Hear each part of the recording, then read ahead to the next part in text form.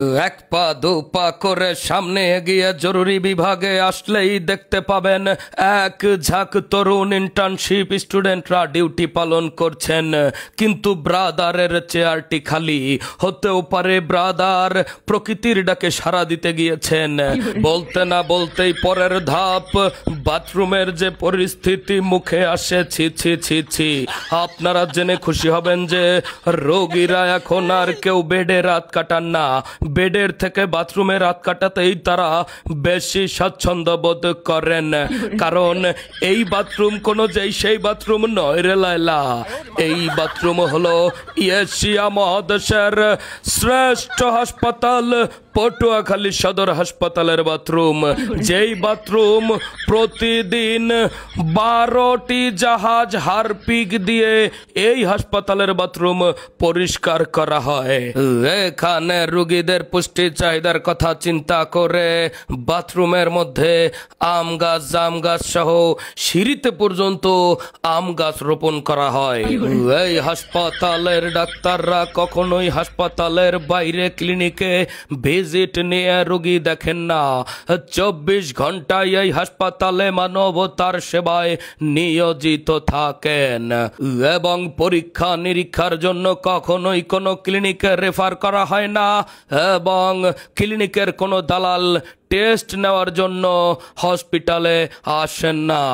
এবং ডাক্তারদের ডিউটি যদি থাকে সকাল 9টায়, তারা এখানে ভোর 5টায় এসে উপস্থিত হন। কখনোই তারা দুপুর 2টা বা 3টা বাজান না। অনেকেই বলে থাকেন এই হাসপাতালে নার্সদের ব্যবহার বরগুনার মিন্নির মতো, কিন্তু না, এই হাসপাতালের নার্সদের ব্যবহার অত্যন্ত সুমিষ্ট এবং সুহাসী, যা দেখে রোগীরা প্রেমে পড়ে, হার্টে প্রেসার পড়ে তাদেরকে বরিশাল রেফার করতে হয়। এখানকার সিনিয়র নার্সরা কখনোই জুনিয়র নার্স অথবা ট্রেনিং এ থাকা স্টুডেন্টদেরকে দিয়ে কাজ করান না।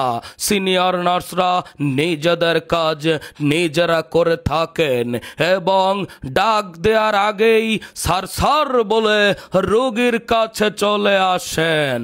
এই হসপিটালে কোনো অ্যাম্বুলেন্সের অভাব নেই এবং অ্যাম্বুলেন্সে কোনো সিন্ডিকেট নেই, অ্যাম্বুলেন্সে কোনো রোগীদের পকেট কাটা হয় না। কারণ সরকার কর্তৃক লক্ষ লক্ষ অ্যাম্বুলেন্স বরাদ্দ করা হয়েছে এশিয়া মহাদেশের এই সেরা হাসপাতালের জন্য।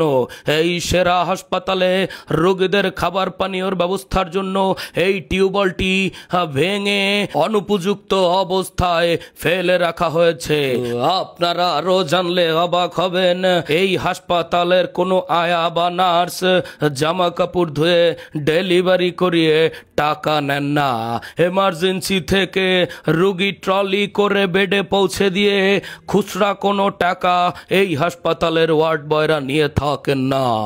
হাসপাতালের এই উন্নতি জরুরি বিভাগ থেকে একদম বেড পর্যন্ত, ফ্লোরে শুয়ে থাকা রোগী থেকে বাথরুমের বেলি ফুলের সুঘ্রাণ, এই সব কিছু এত সুন্দরভাবে এবং ডাক্তারদের এই নিয়মিত ডিউটি, নার্সদের এই প্রেমে পড়ার মতো সুন্দর ব্যবহার দেখে হাসপাতাল কর্তৃপক্ষকে জানায় সাদর সম্ভাষণ।